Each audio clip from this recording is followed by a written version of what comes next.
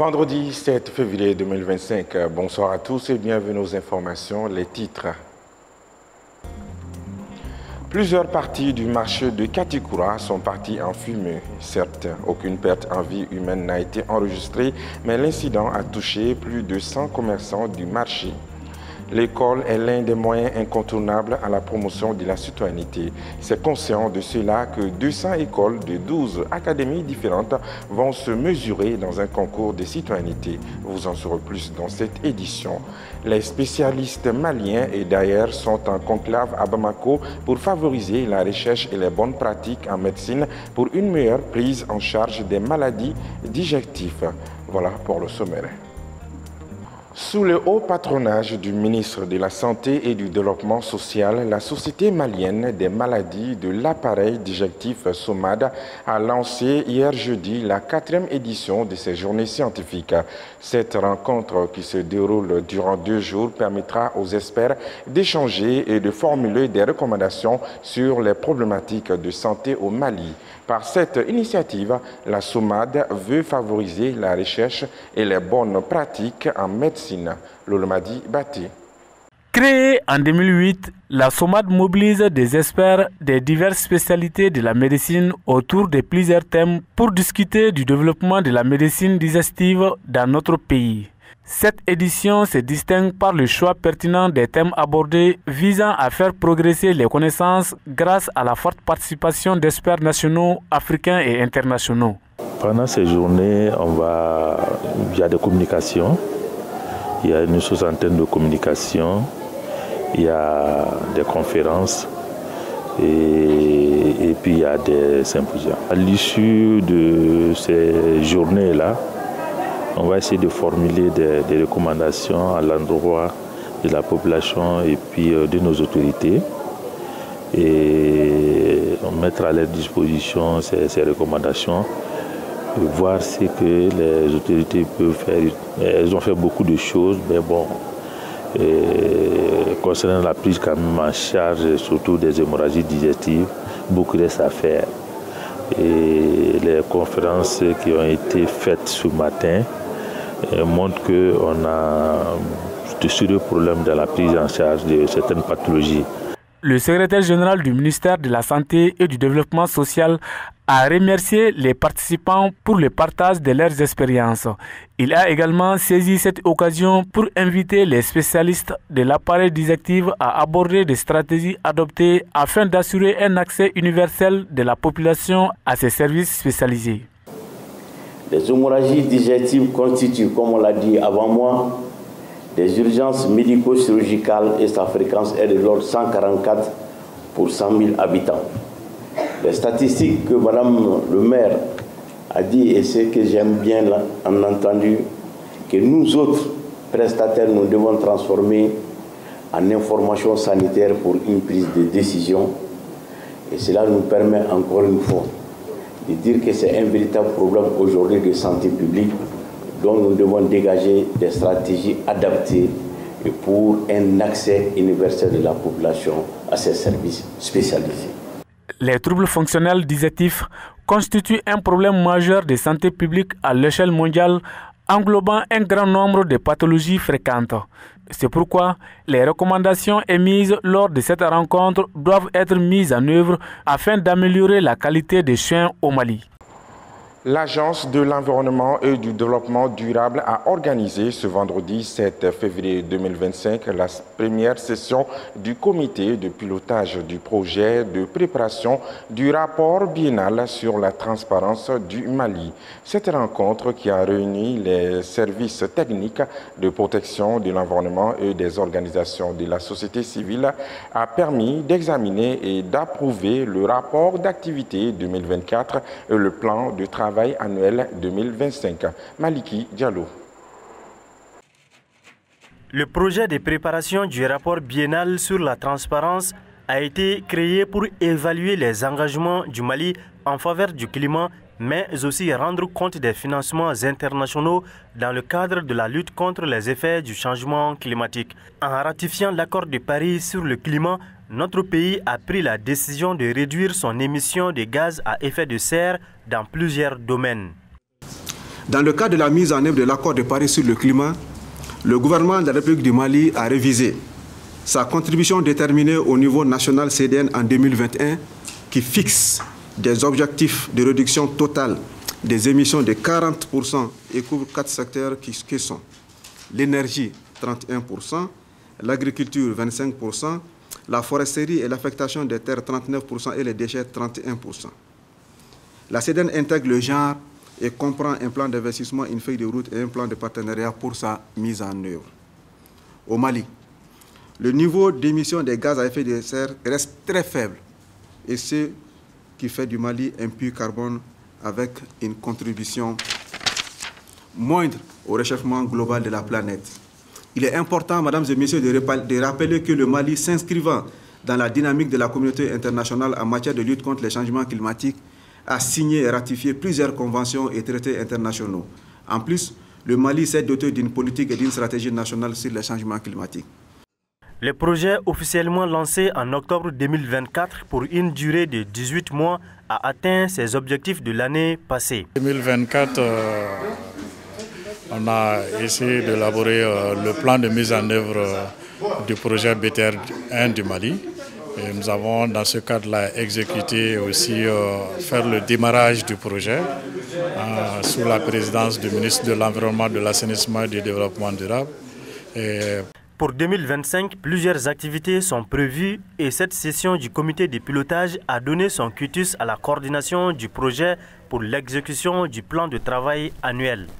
2025, les principales activités prévues dans ce cadre-là, c'est la préparation de l'inventaire sur les gaz à effet de serre du Mali.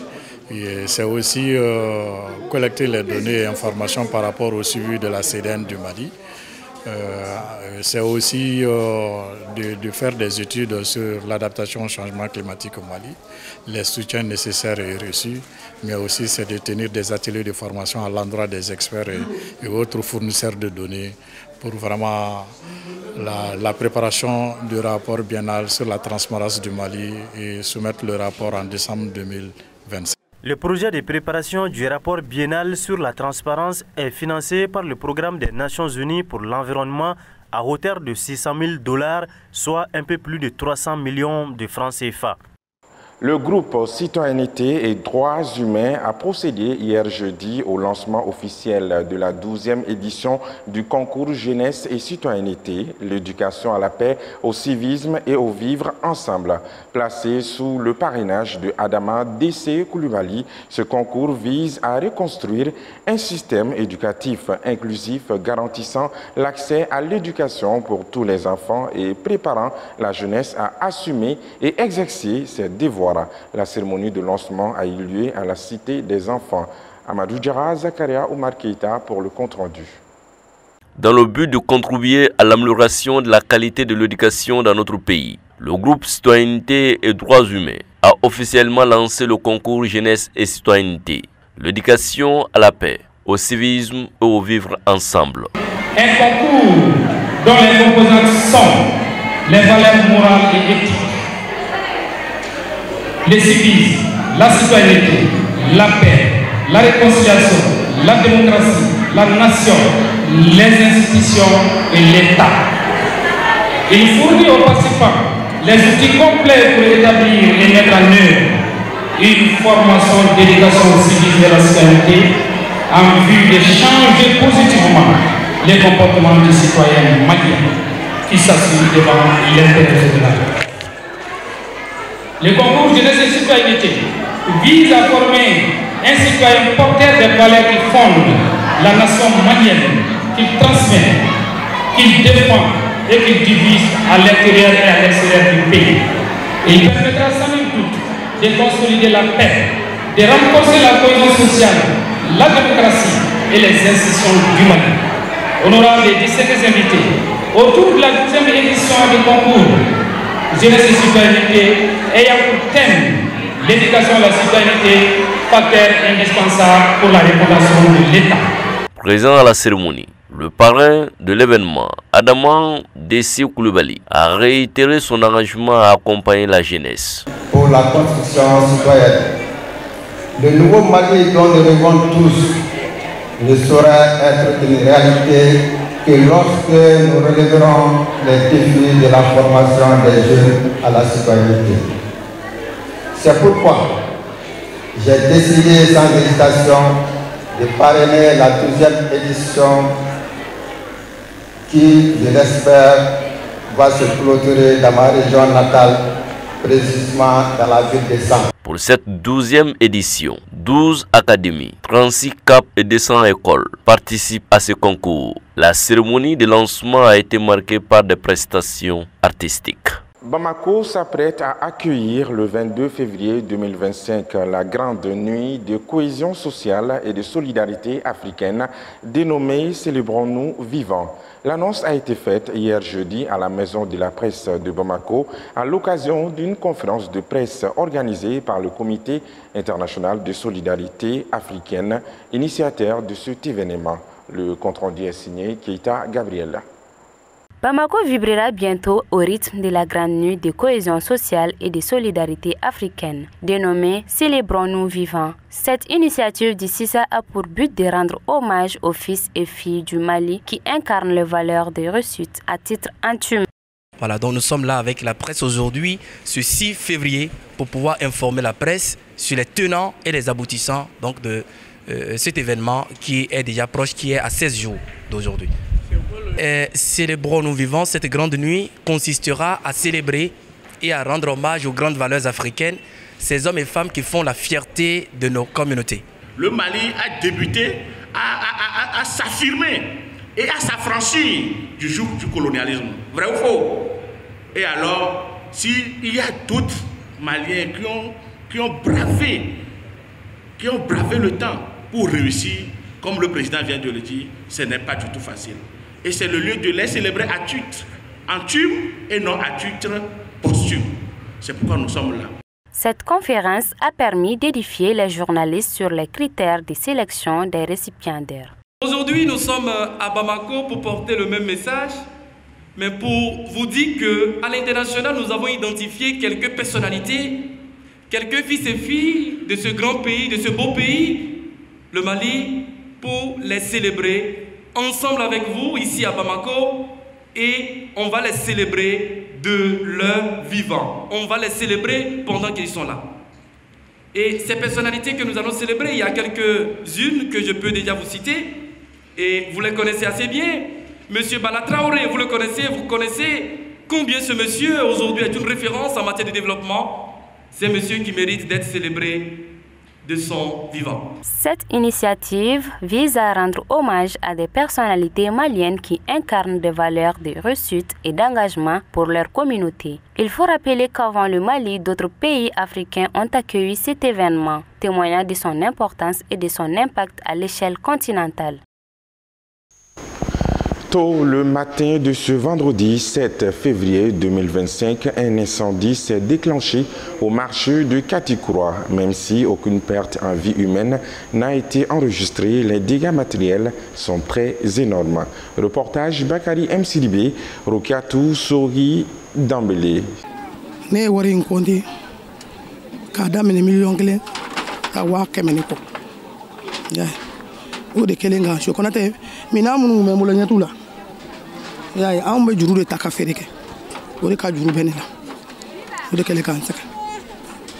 Comme Aminata Konaté qui a perdu plus d'1 million de francs CFA, de nombreuses femmes du marché de Katikura sont dans le désespoir total après un incendie ravageur qui a transformé leurs marchandises en cendres. Un sinistre dont les causes ne sont pas encore connues selon le président de la chambre de commerce de Kati. Les enquêtes le prouvera dans les jours à venir, car le moment où l'incendie s'est produit, on peut dire qu'il n'y avait pas d'électricité. Il y avait un délaissage de courant, et ce qui fait que réellement, c'est produit par des effets qui ne sont pas à laisser. Et comme ça, nous laissons les autorités les plus compétentes de mener les enquêtes comme il faut, afin que la justice soit rendue. La majorité des victimes sont des femmes. Cette gréeuse d'arachide dans ces marchés a perdu environ 4 tonnes de graines d'arachide déposées chez elle par des clients. Tout le stock est parti en fumée. Ça a été fait à des heures très tardives, je crois, vers 2 heures du matin. Et donc, depuis, cet instant jusqu'à maintenant, il y a les sapeurs-pompiers. Vous-même, vous avez constaté, on est à pratiquement 11 heures. Ils sont à pied d'œuvre pour accompagner les marchands. Donc on les remercie pour leur disponibilité.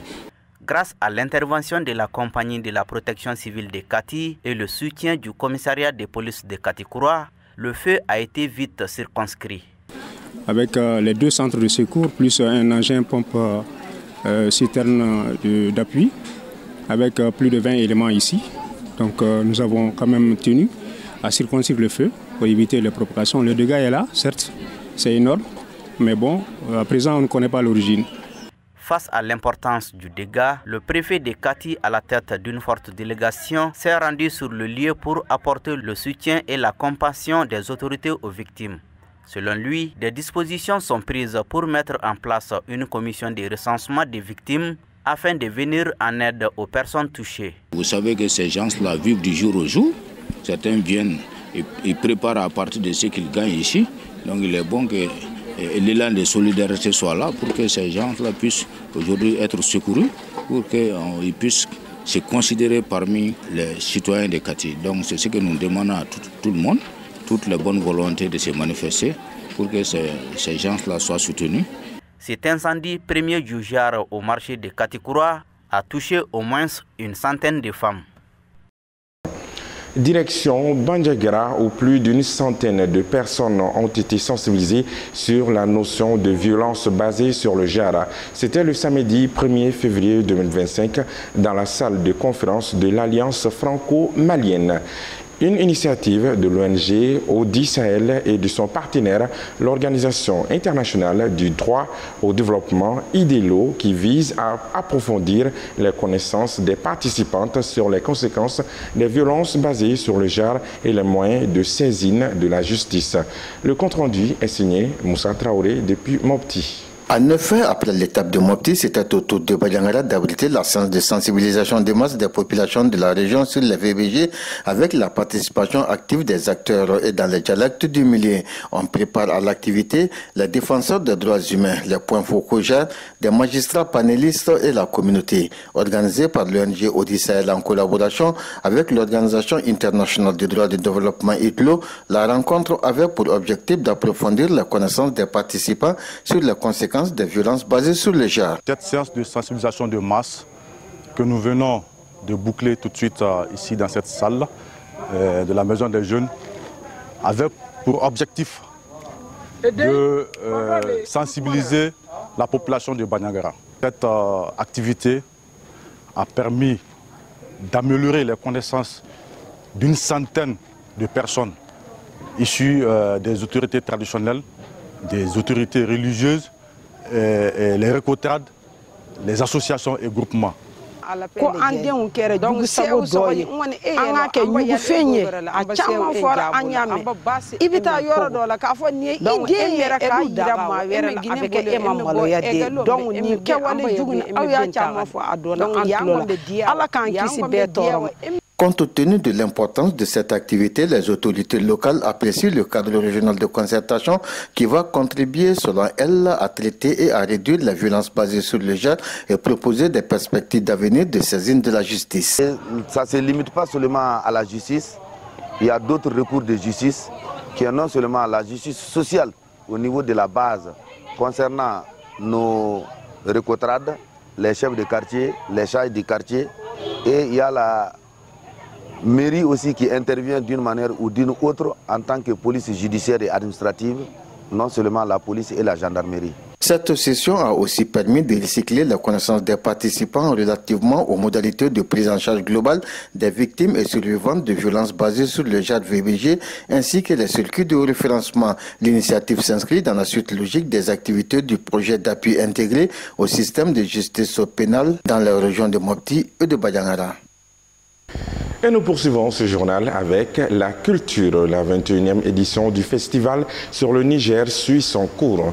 La ruée des festivaliers se renforce de jour en jour, les expositions se poursuivent et les artistes se succèdent sur les scènes. Faisons un tour avec nos envoyés spéciaux Assistant Diallo, Ibrahim Dao, Fousseini Kamara pour voir l'atmosphère du festival sur le Niger. Exposition d'art, table ronde, foire artisanale et agricole sont cette année encore au rendez-vous ici dans la cité des Balanzans à l'occasion de la 21e édition du festival sur le Niger. Et les visiteurs deviennent de plus en plus nombreux au fil des heures.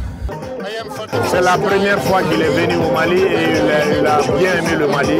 Il y a beaucoup de choses à voir ici. Lui, il est en train de regarder l'humanité, la vie et ça se trouve au Mali ici. Les festivaliers se réjouissent des balades à Dodane dans le cadre de l'initiative Ségou Fali Tour, une trouvaille de l'Agence pour la promotion touristique du Mali, toujours dans la place, comme le disent les DJ. Cette initiative vise d'abord à valoriser un élément qui est là, qui est devenu pratiquement un élément du patrimoine culturel.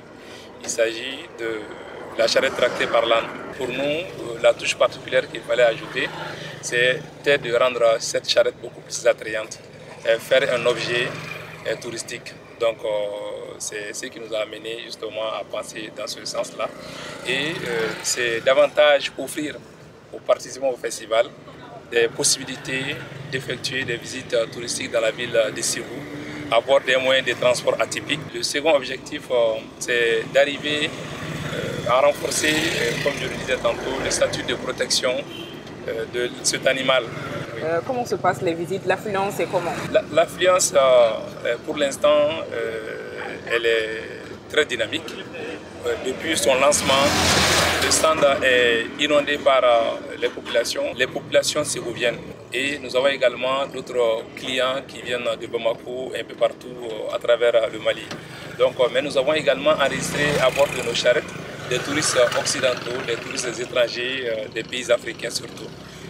Bon, ça a été une très belle expérience. On a beaucoup aimé. C'était super bien de faire la balade à charrette. C'était bien. À partir d'aujourd'hui, l'événement culturel le plus important certainement du Mali et même de la sous-région connaîtra son pic avec l'arrivée de milliers de personnes et surtout de grands artistes de renom comme Kamal du Burkina Faso, Gimba National du Mali, Salif Keita du Mali et plein d'autres grands artistes. Alors, restez connectés sur Renouveau TV pour être comme si vous étiez ici avec nous sur les berges du fleuve Niger.